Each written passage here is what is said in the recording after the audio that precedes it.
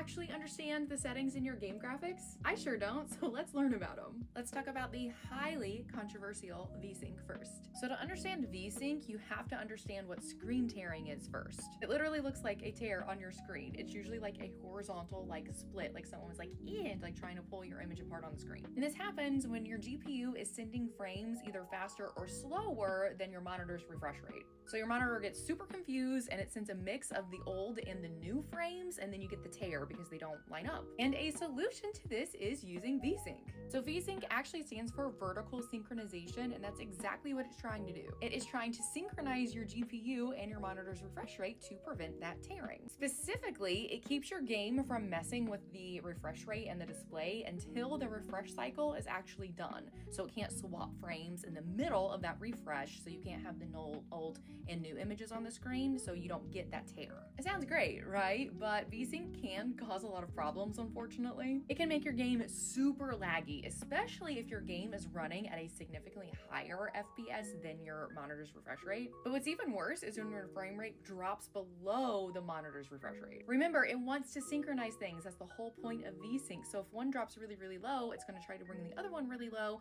And if this fluctuates all the time, it's going to cause a lot of stuttering in your images. Some people swear by VSync, other people think it's absolutely awful. Which team are you on?